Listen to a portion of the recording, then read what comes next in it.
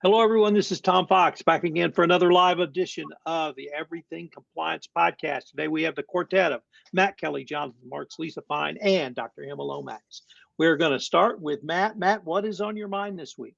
We are going to start with the Foreign Corrupt Practices Act because we have an FCPA enforcement action, like a real one with criminal penalties and the DPA and the chief compliance officer certifying the program and all that fun stuff, just like old times. We saw that last week from the Trump administration, and it's newsworthy because at the start of the year, we all thought that the FCPA would not be enforced. Then they came out with more constrained guidelines about FCPA enforcement in June, where they said that we're probably not going to do this unless it's some very narrow circumstances, including whether the enforcement action for FCPA violations somehow involves drug cartels. And this one did. So I don't know the last time we ever saw something like that with FCPA. But this just reminds us that, at least in theory, the FCPA is still alive and kicking. I'm not sure if it will kick again, but it might.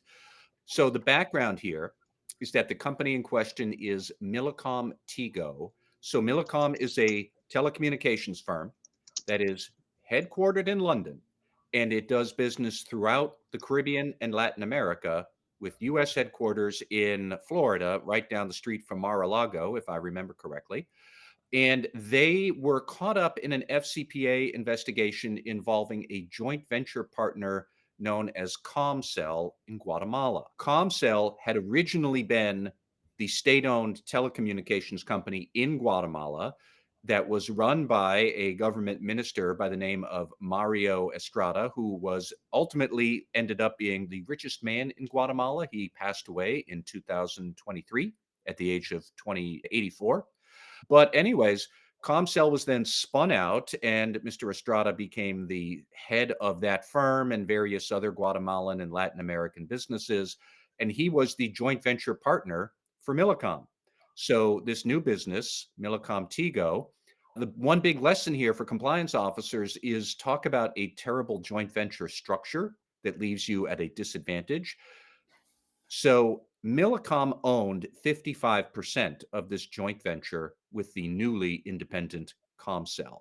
However, despite being a majority owner, it had no operational control or really any transparency into what Comcell on the ground was doing in Guatemala. Throughout the 2010s, it was bribing Guatemalan officials like something out of a Tom Clancy novel. There were bags of cash being flown around the country in private helicopter until the bags of cash in the helicopter had to make an emergency landing at a military base in Guatemala, where they were seen.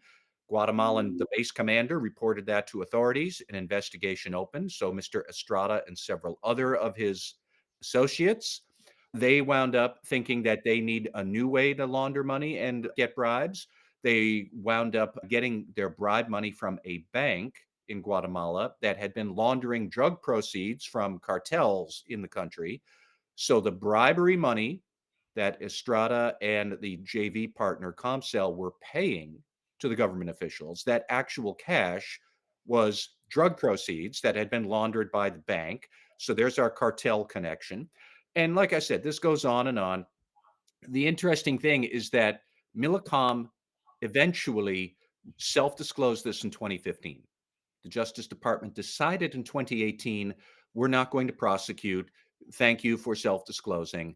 But despite all of that, Millicom still didn't have any operational control or visibility into what Comcell was doing on the ground, and they kept on bribing. It wasn't until Millicom took over all of Comcell in 2022 that they realized the full scope of this. By then, the Justice Department had heard other news of continued corruption there, reopened the case, which I have not heard of before, that they closed the case and then reopened an FCPA investigation. That's the settlement that we just had, was from that reopened case in 2022. Ultimately, $60 million criminal penalty, $58 million in disgorged profits, 2-year deferred prosecution agreement, which I guess is kind of sort of good because typically it's 3.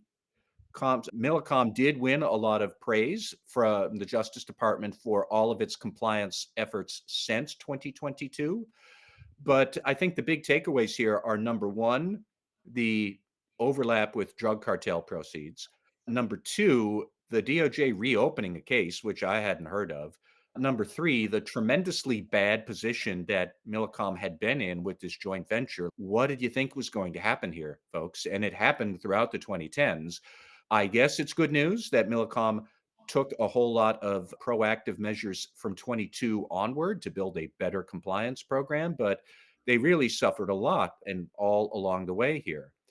My last big point is simply that will we see more FCPA enforcement like this in the future? I don't know how often drug cartels and corporate corruption overlap at the same time. I don't even know if there are these cases and allegations out there. But everybody who thought we would not see FCPA enforcements again, here's one example of it. But I don't know if this is an echo from prior FCPA enforcements or a precursor of what to come. The very last detail, however, is this would be a great time for the Justice Department to give a speech to tell us what it's thinking.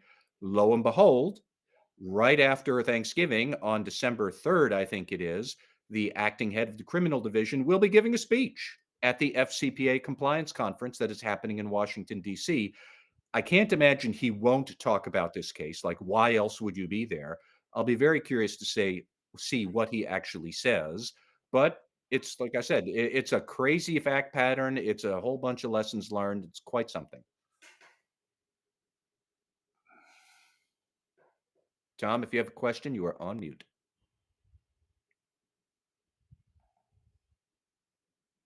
Mr. Marks, do you have a question or comment? No, I think the whole case is pretty interesting, and sort of the trajectory here is interesting as well. And Matt, I know you wrote about it. I wrote about it as well. I thought I took a little bit different twist. I was looking at this from the compliance program perspective, from a root cause perspective. And one of the things that I think I pointed out in my writing was that the compliance program actually existed outside the environment where the risk lived. And if you look at Millicom, they could not access ComCell systems. They couldn't test high risk transactions. They could not investigate directly. They could not enforce its policies. They could not validate remediation. They could not. This was sort of a recipe for disaster at the start of all of this. So it's kind of interesting. But, I think the other message that I think that I was trying to articulate, again, not only that, but a well-written compliance program. I think I said this, if not, somebody correct me, but I think I said this in my writing, was a well-written compliance program cannot overcome a structure that blocks visibility. And the board can't fulfill its oversight responsibilities when access is denied. A joint venture that limits transparency becomes truly a governance blind spot. And I really like what you put together. And I think I really thought it made me think more about why did this happen. And I think there's some great learning lessons here for boards and challenging management to answer very tough questions. And the boards really need to really step up here and really ask those tough questions.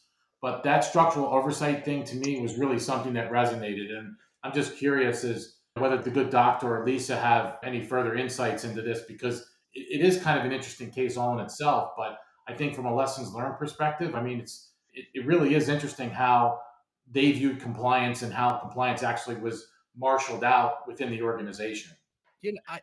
One question I had was just at that governance strategic level, like, who thought this was a good idea? I I mean, don't know. if we want to be cynical, I suppose if you were going into China and you were going to get 1 billion users and make boatloads of money, then maybe you want to cut compliance off budgets and resources. But like, with all due respect to any Guatemalans who might be listening, Guatemala is not a large market, and you took this kind of a risk for that kind of return. That was the thing. If I were a board director, I would have just been asking that. And I want to pick up on Jonathan's point because I have a question for Hemma and Lisa. Have you guys ever faced this sort of situation where your management didn't understand the need to have visibility into? I'm not saying you had to have control over a joint venture because that's a separate business negotiation, but were you able to explain or at least educate on the need for transparency or visibility into the JV? I can comment on that. Look, I never had that situation myself, thankfully, but I can tell you I can have a lot of empathy for how this can come about inadvertently. And I think that's something we need to be watching out for as compliance professionals. That, Matt, you're right, the government's right to wonder if this was intentional, but all too often it's inadvertent because we're moving at the speed of business and compliance isn't keeping up. And yes, you're right, Tom. Those are the messages that compliance would want to be getting across. But do they even know what's happening everywhere in the company? Are they even aware there was a joint venture? And that seems like a silly, basic question. But in my experience, the real job is making sure you're in the room where it happens, that you are getting advance notice of these things. And policies telling people to tell you is not enough, right? We know this. So having this mandate that you should put us in the room, no one's going to disagree with that. But actually, in practical reality, that's just not going to happen until you systematically find a way into the room. So I give you an example of what our listeners can maybe think about there. I like to talk about objective-centered risk management. Again, nice catchphrase. What does that mean? It means track where the company is going and build your risk program around the objectives of the program. What does that mean? Now you have to find out when they're doing that, right? And you have to be involved in those conversations. For example, AOP planning, right? OKR planning. You do not want to be doing your risk assessments the year after that stuff has started. You need to be in those rooms on day one, ask the right questions. What's our acquisition strategy? What's on the horizon? And explain to people why we need to be there and help at that time. I don't know. I'm not into the case. I haven't read the details. I obviously didn't work there. But I've got a hunch that it's not that they didn't want compliance involved. They just didn't systematically have compliance entrenched in these decisions. What about you, Lisa? What do you think? Same with you. I think there's some empathy to those when these are large organizations. I think that one of the other points to keep in mind, Matt, you mentioned when you said Guatemala is not a huge market, those things are often seen as less risky by some senior levels of organizations because they think low revenue, therefore lower problem, and we can handle it externally. You put in cultural challenges in these places where for a joint venture, or there are times where you do an acquisition and you're like, let's bring them into the culture of the company in a way that makes sense and makes it work. And there's not a bad intention on all of that. So I think that some of that to be keeping in mind, I think from your compliance program is keep an eye on the places where you're not as comfortable that other people may be looking at it. Know about those joint ventures more maybe than one that might happen in the United States, which not only is a larger market for most companies. I don't want to insult all Guatemalan companies either on this, but I think it is really important to keep that in mind, that these things become higher risk in a way in which, frankly, sometimes the business doesn't understand.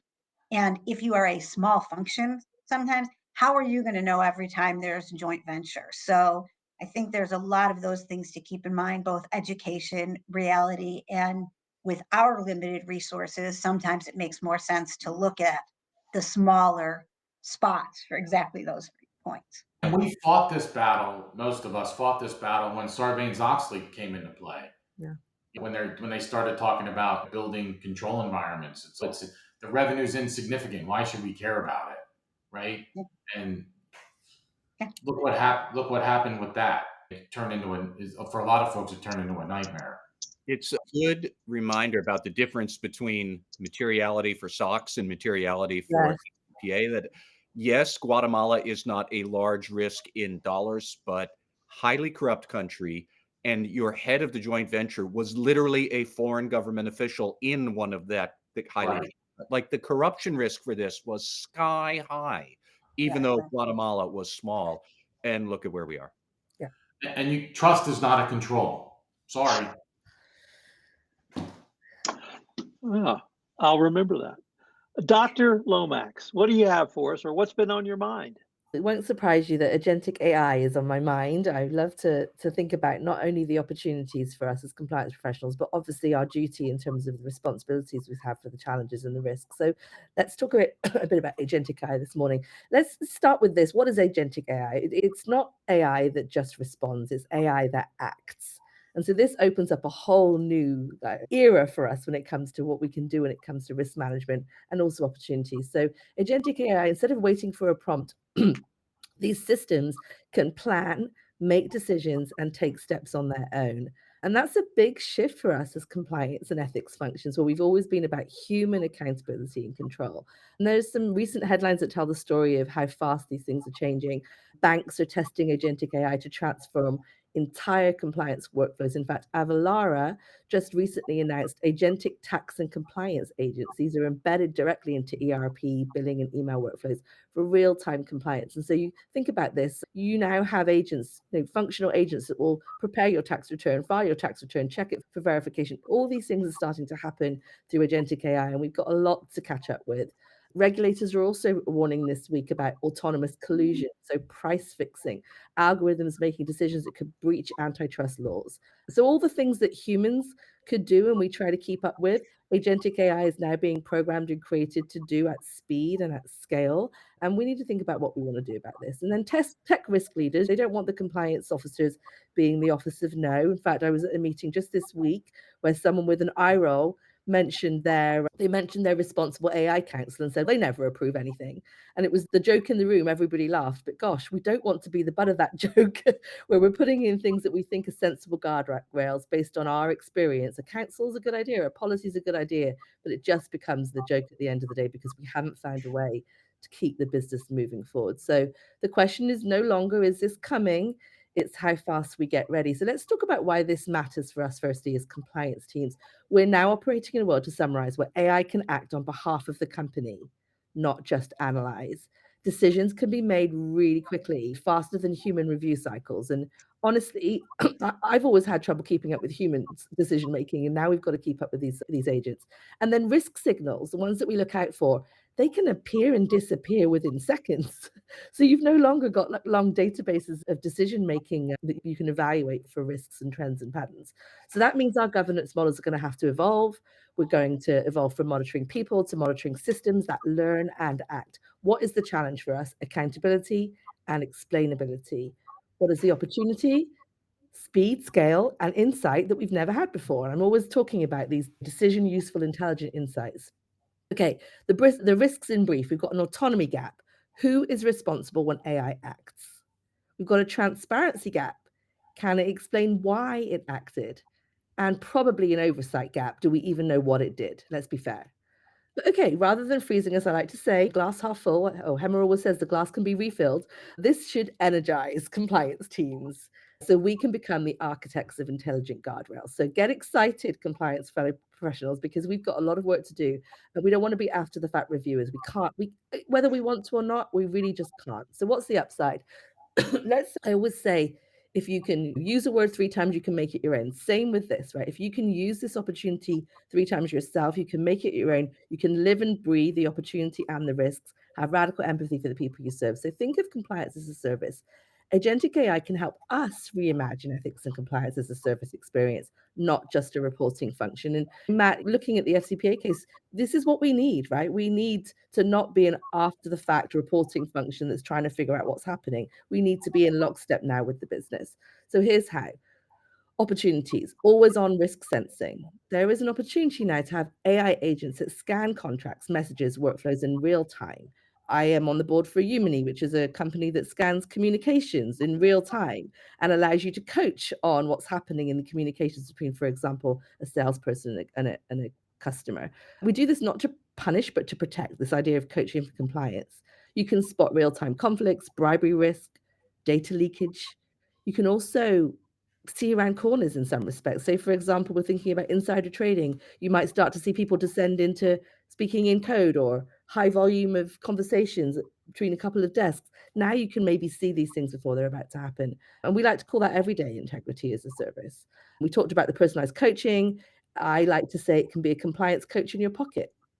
We can proactively surface micro training, FAQs, or risk tips based on your role, your location, the current task. I'd like to see a future. You've heard me talk about this, where we've got ways for compliance, and I'm getting decision useful navigation for my journey, not someone else's. So, for example, I'm about to submit for a new vendor, pop up a 30-second due diligence check. That can be now done with agents. Automated issue triage and escalation. I am just trying to improve the way that we have a ticketing system at DocuSign for compliance, but I'm worried that I'm going to be a victim of my own success unless I automate the triage and the escalation and the routing of that. So Agents are going to be part of that program. The other bugbear for me as a compliance professional is audit-ready documentation. This idea of an audit's come, now can you provide evidence for these things? We're doing this right now. I'd love to see agentic AI maintaining living audit trails. So capturing decisions, rationales, risk controls continuously. I click at the button, I've got the evidence for my auditors and whatever control they want to know about. And then we can move from being paper chasers. I hate using my team to just go look in files to pull out evidence. Instead, they can be insight interpreters. And then let's not forget the human in the loop decision piece. We know this is important for responsible AI governance. And I think it was in the chat, we don't hand off judgment, right? So there's a lot that's going to be done in terms of decision making, but we have to design systems where humans approve and refine and learn from these recommendations. Look, to conclude, I could go on all day about this, so I'll keep it brief, but we now require something different, right? Agent supervisors, AI ethics coaches, trust data analysts, something which allows us to design the conditions for responsible speed. And I don't think of that as the brakes that stop you. I think of that as the brakes that help you navigate a turn swiftly. So think of the F1, think of the figure eight. The only way you're going to get around that turn quickly is with some responsible brakes, and that's what we need to be. So I'll close there, but love to hear some thoughts on how you're seeing this in action. For those watching this podcast or listening to it, our internal chat just blew up. So we're going to start with Matt, who may have a comment and or a question. What do you got, Matt? I have two examples, I think, of how we are not yet fully prepared to handle all of the risks for agentic AI. One of them is, I think, relevant to FCPA. The other one's going to come out from deep left field, but trust me, we are going to fall on our face for this at some point. So let's say you have an AI agent and you are in some sort of bizarro hackneyed joint venture like we just discussed, where you have majority control, but you don't have any visibility into the joint venture for whatever reason. And you casually mention to your AI agent, we need to get more visibility. What if the agent hacks into that joint venture systems? Because remember, this is software. It does not have a conscience. It is not ethical. It is sociopathic. It is going to do what you told it to do. I was told to get more visibility. I'm going to go get it. Could an AI agent do that today? Yes, it could. Do we have the right guardrails in place to make sure it wouldn't make that sort of unethical decision because it doesn't appreciate what that is? No, we don't. The second thing that I have been thinking about lately is one other thing that AI agents are going to be able to do, and the most advanced could do right now, is that they can program other agents to do certain tasks. So my thought, and this is from deep left field, is what's the accounting for our internally generated software? Because that's what your agent just did. It expanded the amount of internally generated software you have, and that could affect the valuation of your company. FASB just adopted a new accounting standard for internally generated software. And that can become a big decision when you are a tech company looking at M&A deals. Do you buy new tech? Do you develop it in-house? If the AI agent is developing more tech on its own, how are we accounting for that? Who is the chief decision maker, which is an issue stated in the standard? So are we going to say that an agent is now a decision maker for the company, which will probably leave a general counsel breathing into a paper bag?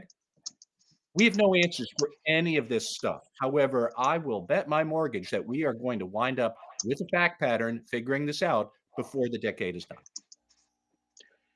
Mr. Marks, blow it up.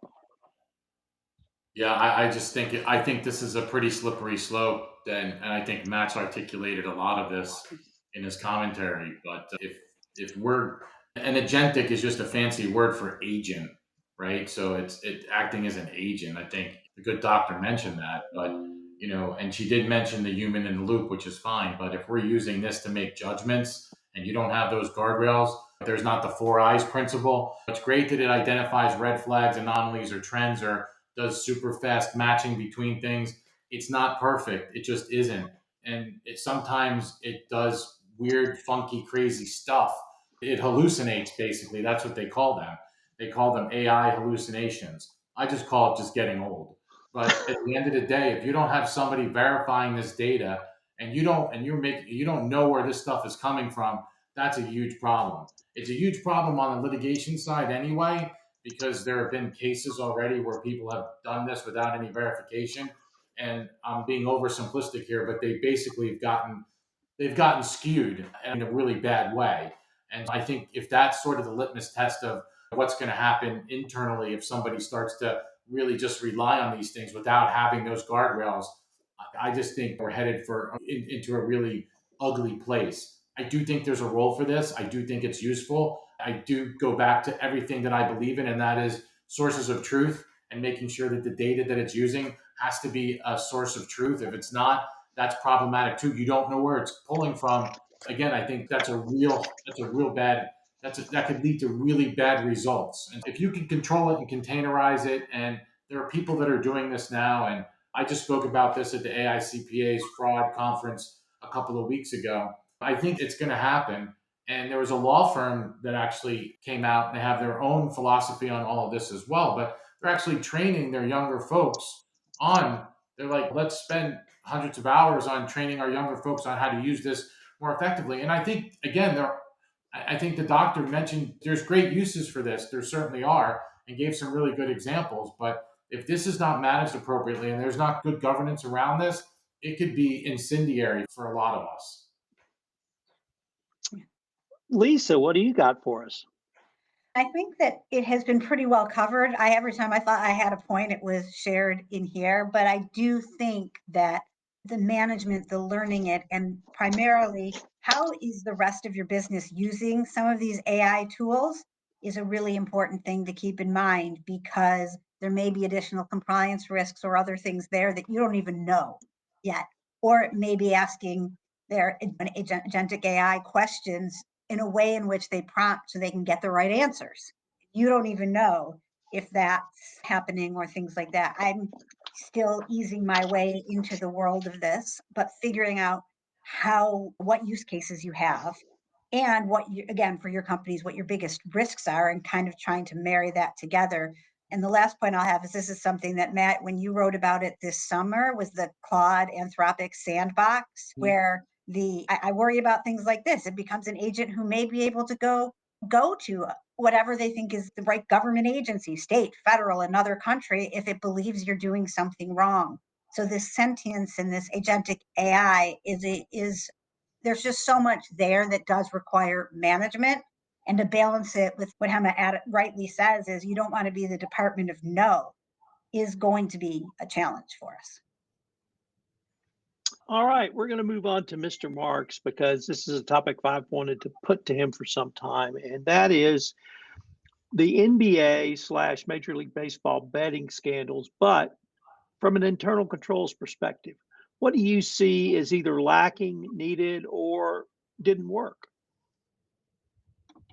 Well, I had some time to think about this, but I was going to be a little bit clever in my opening comments, so I'm going to start with that.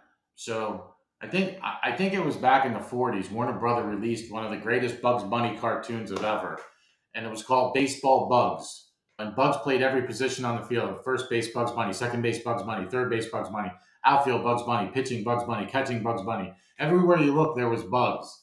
And then the announcer says, now batting the Gas House Gorillas. So if you thought that lineup was freaking crazy, wait until you hear what's going on in professional sports today. And Tom, I think you teed this up a little bit. But, these recent NBA and MLB betting scandals feel a little bit like that cartoon to me. Everyone is everywhere. Everyone is doing something they should not be doing. And the people who were supposed to be watching the game were not watching closely enough. And I'm going to get into this a little bit because I had some time to think. So let me shift to the real story. And to do that, I want to start with something basic: internal control. And I had to make a believer out of Matt Kelly live and in charge when I offered somebody $100 to give me a definition of internal control. And I still do that today. And I still have that same $100 bill in my wallet. But a lot of people use the term, very few people define it correctly. And the definition that I use, which Matt was kind enough to publish, is it's an action or a process of interlocking activities that support the policies and procedures that we rely on to prevent, detect, correct, direct, and corroborate what should be happening in an organization. Or said another way, internal control is not paperwork. It's how we make sure things work in a way they're supposed to work. And let me be very clear, and I just said this: trust is not an internal control. And I tell that to people all the time. They're like, what are you talking about? And I'm like, That's a whole other podcast, and we can get into that later. But everything that happened in these scandals ties back to that point for me. Trust filled the gaps where controls should have been. So here's what happened. The sports books were actually doing their job. They were monitoring these betting patterns, and I'll get into that in a second because it's interesting. They watched for unusual spikes. They saw concentrated wagers on very specific outcomes, and they detected things that did not look right. And they escalated these red flags to the data spoke, right? And the red flags does not a red flag does not prove wrongdoing. I've said this a gazillion times. Everyone thinks a red flag means that there's fraud. That's not the case. So a red flag simply says, look a little closer. And here's where things, to me, fell apart. Logging a red flag is not the same as responding to it. It just isn't. Acknowledging a red flag is not the same as evaluating it. The control is what happens after detection. That's where the breakdown occurred to me in these particular situations. So now let's talk about the bet types at the center of all this. Many of them were prop bets, and I had no freaking idea what a prop bet was until I started reading all about this a couple of weeks ago or even months ago. A prop bet is a wager on a single event inside the actual game itself. One pitch, one rebound, one substitution, one free throw, pick anything. They're micro events, and micro events are easy to manipulate. Now, as I'm going through this, think about your own organization. So this means that prop bets are high risk, right? So high risk activities require stronger controls. Very much similar to what Matt was talking about in the FCPA case, in a small revenue, maybe an insignificant thing, but a lot of high risk because of all these other factors, right? So high risk activities require stronger controls. We all know that. Enough to be said about that. Stronger analytics, for sure. Stronger triage, stronger escalation. That did not happen here. It just didn't. And that brings me to triage, which I've been hot on lately. A lot of organizations basically do not have a good triage process. They have these posters that they call ethics hotlines, and when somebody calls or sends an email in, it gets in there, but then what do you do after that? That's where things sort of start to break down. And I think that's really what happened here. Triage is what you do at the moment a red flag appears. And if you look at COSO or the ACFE, they're aligned on this. You capture the information, you assess it quickly, you determine the urgency, and you escalate the issue depending on the level of risk. Fundamental. It is structured, it is disciplined, it is documented. Tom likes the word document, so I'll say documented again. So what happened in these leagues was triage without depth. So in the NBA case, for example, the league saw unusual betting on a player. They talked to him multiple times and then they cleared him. But the behavior continued until law enforcement stepped in. That tells me the assessment was not deep enough. My opinion. I don't know what happened. I wasn't there. I just don't know. The escalation was not strong enough, and the review relied too much on trust and not enough on evidence. Again, my opinion. In the MLB case, sportsbooks flagged patterns of single pitch outcomes. Eventually, law enforcement took over, but not before the scheme impacted multiple games. So a strong triage process maybe or probably would have elevated those early warnings a little bit faster, which I think we all love in our own environments today. So now let's talk about the data. This is where organizations often fool themselves. Data is a silent whistleblower. And somebody taught me that years and years ago. Data is a silent whistleblower. It doesn't get nervous. It doesn't hesitate. It tells you when something is wrong. So I have the book on my desk. I'm a huge fan of Yogi Berra. So I'm going to throw a Berra-ism in there for you, Tom. But Yogi Berra said, you can observe a lot by watching. And these leagues did some watching. They did not do enough observing. So let me move to the lessons learned. Risk assessments, they must evolve. We've talked about this ad nauseum on this podcast and prior podcasts. When the sports betting environment changed, the fraud risk landscape changed with it. Risk assessments need to be updated constantly. I've said this again ad nauseum. It's not a set it and forget it environment.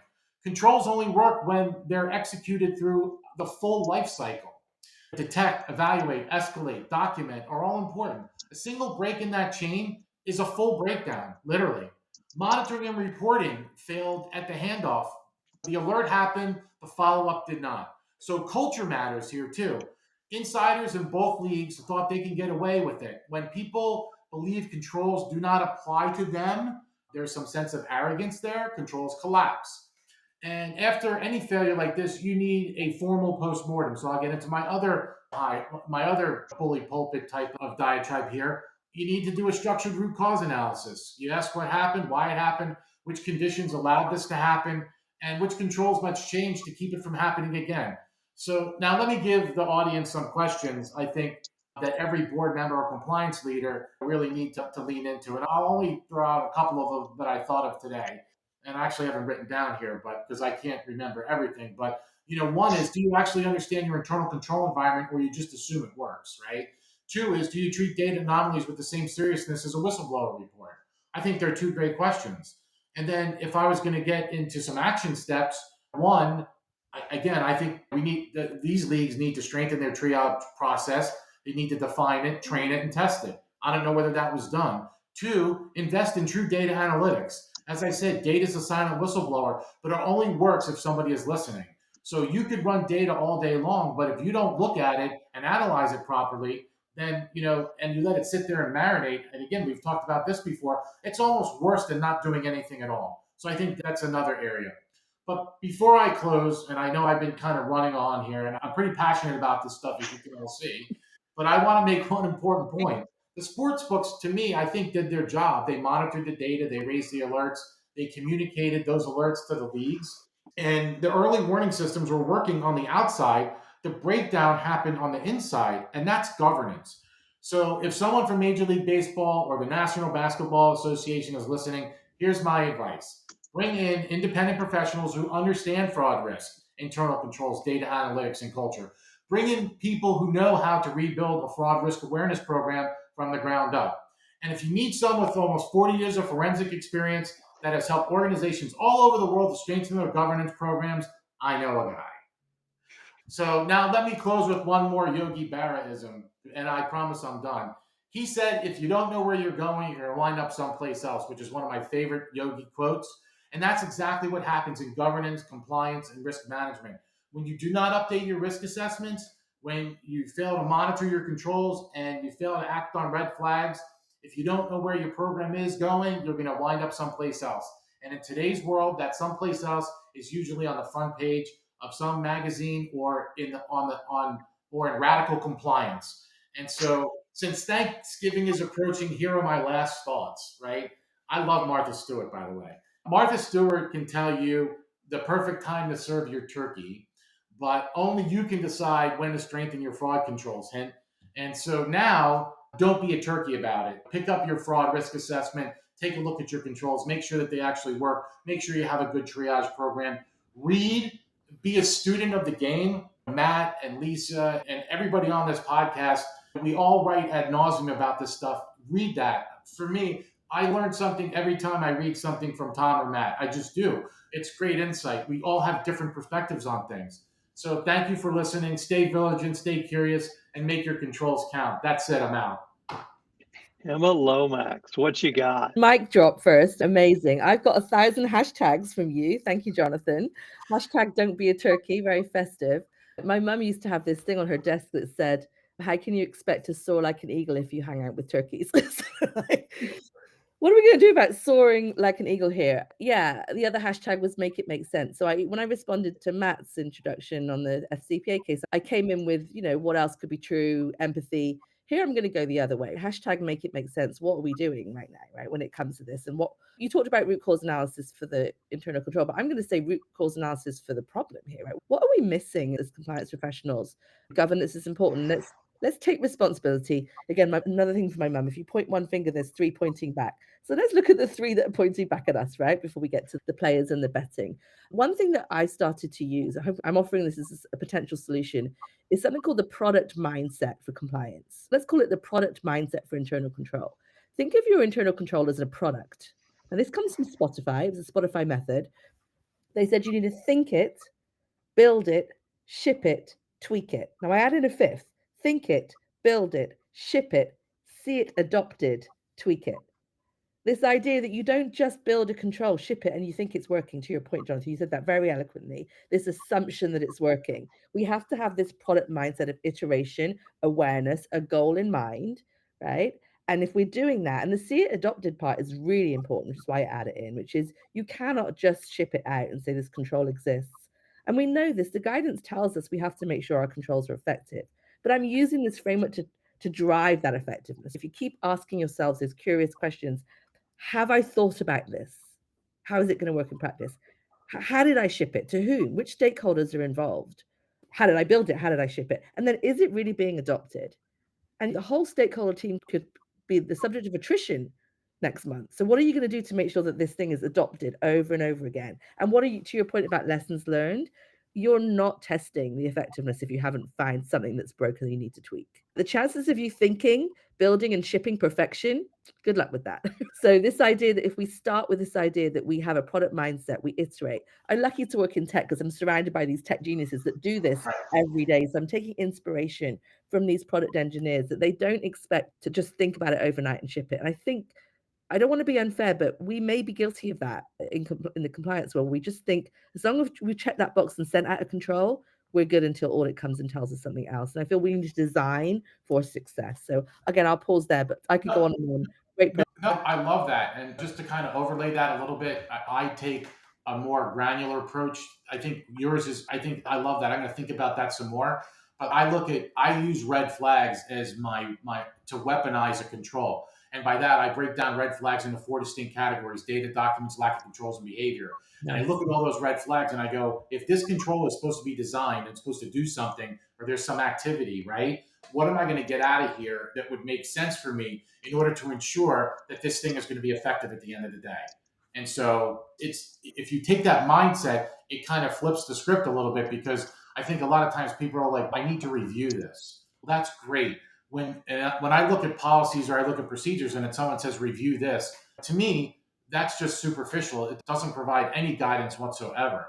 I think what you're saying and what I'm saying, if you can combine those, kind of you put your chocolate in my peanut butter type of thing, I think it could be a lot better. I want to think some more about that, but I like what you're saying. I really do. I think that's awesome. All right, Lisa Fine. You got a high bar, Lisa. I know. What have you been thinking about? First of all, I would really like to say that next time I'm on this, I prefer not to be last, because it's hard to live up to everything so far. But with that in mind, the topic that you told me, which was perfect timing, is exactly what I'm thinking about, and probably slightly drier than some of this, is what are sort of some of the 3 big things I'm thinking about for coming up in 2026. So one of them will relate back significantly to some of the earlier parts of the conversation.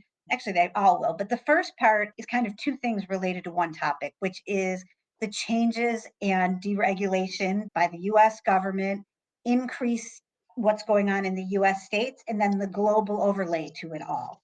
This is unprecedented in the last 5 years. It's become an overused word, but this is a new era for all of these things and how they work together and what you're looking at and how your company is suddenly looking at risk. Now, the people that are saying, does the FCPA exist? Does it not? Oh, they did something, that's great. But we still have these requirements. And I say a lot, like nature abhors a vacuum. If there's a vacuum in one area, like the way that if there's more deregulation by the federal government, you better believe that the states are going to step in from a US standpoint to do what they think is right and what they agree with, which means essentially now, instead of having one thing that's overlaying it all, being as well as it, that may have some consistency, you're going to have states that are going on all different topics. In education, different states have different requirements for their textbook, that's our area, or testing or other things.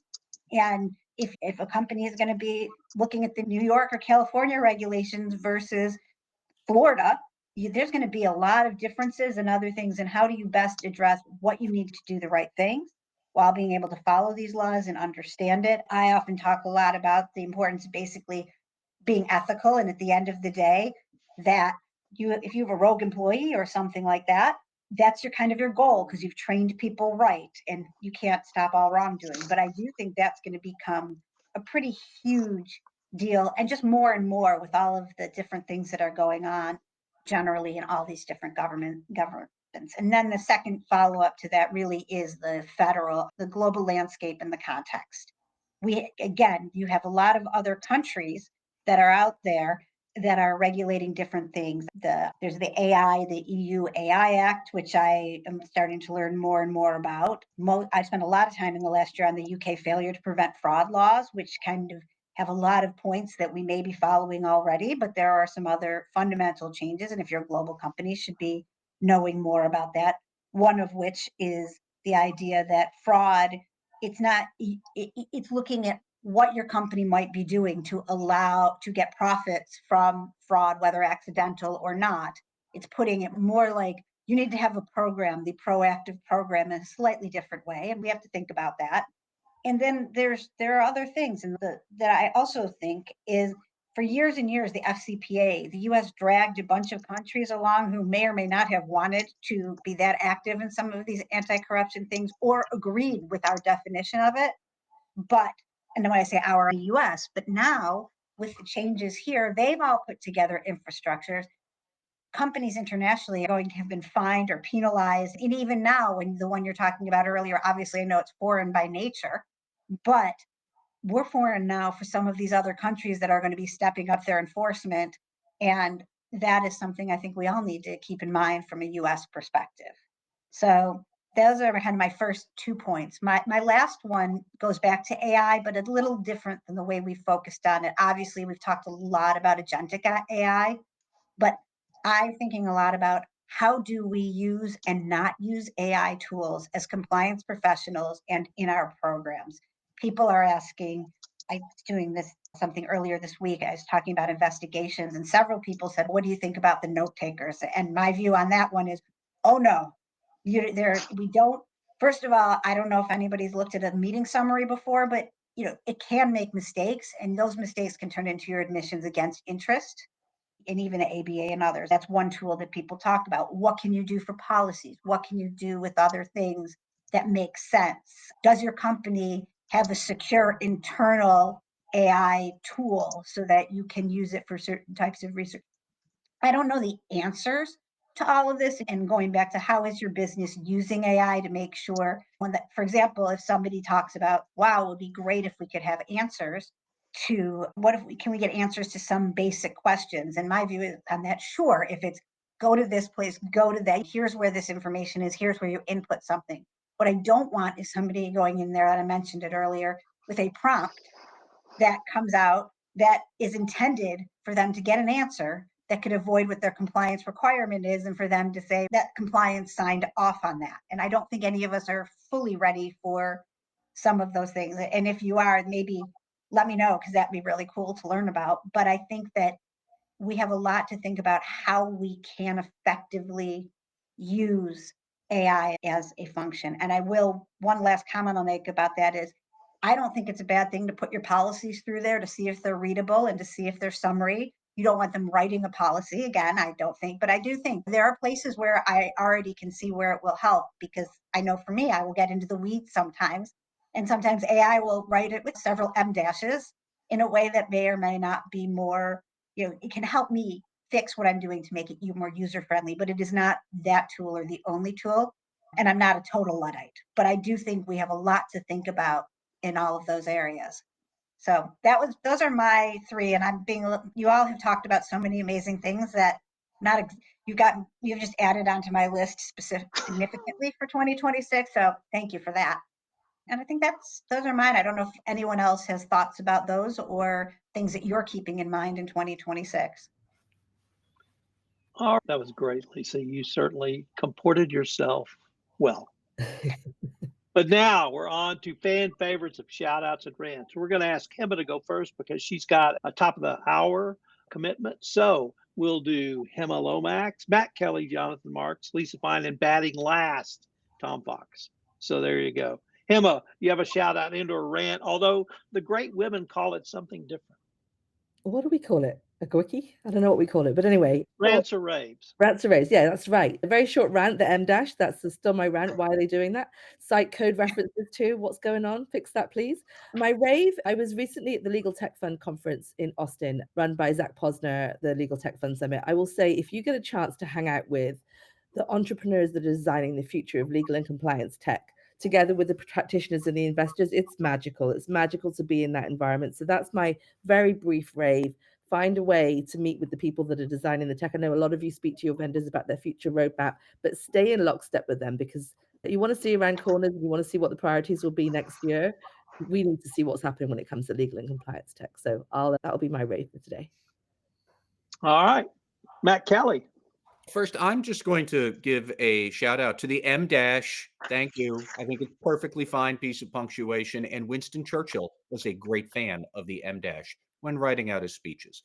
But actually, I am going to rant about something that I had ranted about before earlier this year. I think it was May or June, I was complaining about the Republicans in Congress trying to ban states from imposing AI regulations. Now, that was a terrible idea, as I said at the time. And eventually, enough states rebelled, and Democrats rebelled, and even some Republicans rebelled, that they killed that idea off. And now it is back again. This is still a bad idea, and we should not do this. There are currently two different things floating around, ideas in Washington, D.C. Number one is allegedly Donald Trump is going to come out with an executive order ordering the Justice Department to try and sue states for laws that regulate AI. We have not seen such an executive order. And honestly, I am not that worried about that one, because if he's asking the Justice Department to do something, given how incompetent they generally are right now and understaffed, I'm not that worried about it. They'll run around and they'll make some gestures, and then nothing will happen. It wouldn't be the first time he signed an order telling them to do something and they didn't do anything. However, Republicans in Congress, like, for real, guys, you're going to do this again? Did you not hear all the complaints previously over the summer about how this is going to curtail states' abilities to enforce consumer privacy or anti-discrimination or fair labor or energy consumption and real estate development once we start talking about data centers? And did you not just see the election results we had in this country 3 weeks ago, where Republicans, in case you didn't see it, you got killed, you got clobbered, you got your butts kicked by nobody who wants any of what you are saying right now? Do not try to revive this bad idea and sneak it in again. Allegedly, they're going to sneak this into a defense spending bill. I suspect they're probably going to try and split the baby, where they say, if you want certain broadband development funds, you're going to have to not enforce your AI laws. I think there'd be a couple of different states who would say, fine, whatever, we're still doing it, keep your money. But we cannot let AI and the AI industry run unchecked all over all of our investor and consumer and legal protections we have. Let's not go through all of this again, because I'm willing to bet it'll end up in the same place as the first time, where Republicans look like fools and they have to do a climb down. It's what happened before. Maybe we do the right thing and not do it again. Mr. Marks, Yes, sir. what do you got for us? Shout out. I don't know if anybody knows her by her real name, but her name's Mackenzie Scott, and she's an author, philanthropist, and ex-wife of Jeff Bezos. And a shout out to her. I think at last count donated almost or over $19 billion to over 2,500 charities, 2,500 not-for-profits. And I think entering the holiday season and the spirit of all of this, I think that's fantastic. Most recently, she donated $70 million to the United Negro College Fund, which I think is awesome. And I think she's trying to do all the right things. I just want to let her know, if she's listening, that cancer support community, we don't charge for our services. So if you're going to stroke a big fat check, I'd really love to get one from you. I admire who you are and what you're doing, and keep up the good work. Lisa Fine. All right. I would like to rant about what's happened to my football team this year, which is the Buffalo Bills, but I can't, to all the people on this call that will gloat about the fact that their teams are doing better. Go Birds. Yeah. Fly, Eagles, fly. Buffalo Bills Mafias, back to our usual tortured selves. But separate from that, I wanted to sort of make a bit of a rave and also a shout out to the Compliance Week has just started their. Oh, really? I think we've got some insult to injury over there from Jonathan. But I wanted to say they're starting their Mind of the CCO survey, which, while I am not somebody who loves to do a lot of surveys or other things like that. And I know they come out. I think this one is significant. And I also think it's a really important time for us to let our views be known. And I think this is a really great tool to do. So I wanted to basically thank Erin, who's been continuing this, who I think has done a lovely job there, and also to basically shout that out and remind people that it's out there. All right, I'm going to go in a very different direction today. I hope I can tie all this together. And my shout out is there are no new ideas ever anywhere. It started with a article or a tidbit rather from Matt Levine's Money Stuff, and I'm going to read it. I wrote yesterday about a public company chief executive who announced a plan to buy 690,420 shares of his company stock. Those are meme finance numbers. I wrote they have magic power. If you do stuff in units of 69 or 420, then your stock will go up. I got several emails from readers saying that I am old and out of touch, and now the meme numbers are 6 and 7. Is that true? As a father of elementary age children, I personally encountered the 6-7 meme far more than the 69 or 420, thank God. But presumably school children aren't buying the meme stocks. Elon Musk is 54 years old and his memes are 69 and 420. Still, I suppose if you're a forward-looking meme stock CEO, maybe you do have to start doing stuff in units of 6 and 7. Now, I've validated that with perhaps the top journalist in compliance, Matt Kelly, who has Gen Alpha children. But my point is that this is not new. Playing with numbers has been around for a long time. I'm taking a deep dive into the book of Genesis. And I've always wondered about the ages of the patriarchs. So Abraham was 175 when he died, Isaac, 180, Jacob, 147. Now, in the Methodist Church, we were told that just meant they were old. It turns out those are memes, and those are numerical memes. Abraham at 175, that's 5 squared times 7. 2 squared times 3 squared times 5. And Jacob at 147, that's 3 squared times 7. So we've been doing this a long time. How old is Genesis? Purported to be written in 1400 BCE. But if you really want to go back, look at the Epic of Gilgamesh, written in 2100 BCE, and look at the numerical memes there. Let's start with Wild Man Enkidu, who was tamed to become a human after 7 days of raucous sex with a temple prostitute. And the flood that was originally talked about in Gilgamesh was not 40 days, but 7 days. And Gilgamesh himself was 3 parts, 2-part God, 1 part human. Where have we heard that before? So numerical memes have been around a long time. And I shout out to millennials, Gen Zs, Gen Alphas, and now Gen Betas for having the wherewithal to have their own numbers, not 69 and 420, but 6, 7. So, ladies and gentlemen, first of all, I forgot to completely shout out to the quick ladies, Lisa Fine and Hemma. Hemma's had to roll off, but I wanted to thank you guys for coming on. As always, you were all great additions to our little gang. We're going to obviously be off for Thanksgiving week, but I hope all our listeners have a very happy, safe, and joyous Thanksgiving. We will be back in December, guys. Thanks, Tom. Thanks, Tom.